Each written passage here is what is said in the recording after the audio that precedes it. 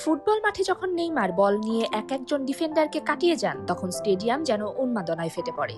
কিন্তু মাঠের বাইরে তার জীবনের গল্পটা একদমই আলাদা, কারণ এই মানুষটাই বিশ্বের সবচেয়ে দামি ফুটবল ট্রান্সফার রেকর্ডের মালিক। আর এই একই সাথে চোট আর বিতর্কের কারণে বারবার আলোচনায় থাকা একজন তারকা। আজ ভয়েস অফ বাংলাদেশের এই পর্বে আমরা দেখব নেইমারের টাকার পাহাড় আসলে কতটা উঁচু, আর সেই পাহাড়ের চূড়ায় বসে তিনি কিভাবে জীবনযাপন করেন। একটা সময় নেইমার দরিদ্র এক পরিবারে বড় হন, যেখানে তার বাবা ছিলেন একজন সাবেক ফুটবলার আর ছেলের প্রতিভায় সবচেয়ে বড় বিশ্বাসী মানুষ।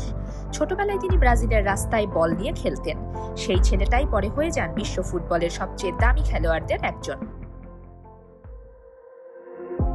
2017 সালে পিএসজিতে যাওয়ার সময় তার রিলিজ ক্লজ ছিল প্রায় 222 মিলিয়ন ইউরো, যা সেই সময় ফুটবল ইতিহাসের সবচেয়ে বড় ট্রান্সফার ফি হিসেবে রেকর্ড করে। এই একটা চুক্তি তার কেরিয়ারের আর্থিক গতিপথ পুরোপুরি বদলে দেয়।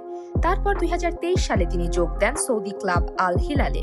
সেখানে তার বার্ষিক বেতন ছিল আনুমানিক $80 মিলিয়ন, আর বোনাস ও সুযোগ সুবিধা যুক্ত করলে কিছু হিসাবে তা $100 মিলিয়ন ছাড়িয়ে যায়। সাথে ছিল ব্যক্তিগত বিমান, বিলাসবহুল বাসস্থান আর আলাদা স্টাফ টিমের মতো সুবিধাও। কিন্তু সবচেয়ে অবাক করার বিষয় হলো, এত বড় চুক্তির পরও সৌদি অধ্যায় খুব বেশি দিন টেকেনি। 2013 সালের অক্টোবরে ব্রাজিলের হয়ে খেলার সময় তিনি গুরুতর হাঁটুর চোটে পড়েন, যার ফলে আল হিলালের হয়ে মাত্র কয়েকটা ম্যাচই খেলতে পারেন। 2025 সালের জানুয়ারিতে তিনি সৌদি ক্লাব ছেড়ে আবার ফিরে আসেন তার শুরুর ক্লাব সান্তোসে। কেরিয়ারটাকে একদম পূর্ণবৃত্তে নিয়ে আসেন। সান্তোসে এখন তার সাপ্তাহিক বেতন প্রায় $20,000, যা বছরে দাঁড়ায় মাত্র $1 মিলিয়ন মতো। ভাবুন একবার, যে মানুষটা একসময় বছরে $100 মিলিয়ন আয় করতেন, তিনি এখন নিজের শৈশবের ক্লাবে ফিরে এসেছেন একদমই ছোট বেতনে, শুধু ভালোবাসা আর শিকড়ের টানে। তবে মাঠের বেতন কমে গেলেও নেইমারের সামগ্রিক সম্পদ একদমই কমেনি।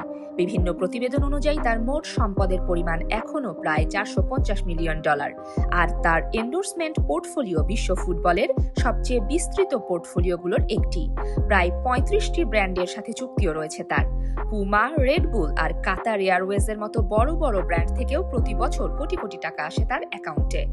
200 মিলিয়নের বেশি সোশ্যাল মিডিয়া অনুসারীর কাছ থেকেও তিনি প্রতি মাসে বড় অঙ্কের আয় করেন। মজার বিষয় হলো, এই ইমেজ রাইটস আর এন্ডোর্সমেন্ট এখন সান্তোসের কম বেতনের ঘাটতিটা পুরোপুরি পুষিয়ে দেয়। নেইমারের লাইফস্টাইল নিয়ে বলতে গেলে শেষ হবে না। ব্রাজিল, প্যারিস আর স্পেনে তার একাধিক বিলাসবহুল বাসভবন রয়েছে, আর গ্যারেজে রয়েছে ফেরারি, ল্যাম্বরগিনির মতো ব্র্যান্ডের একাধিক বিরল গাড়ি।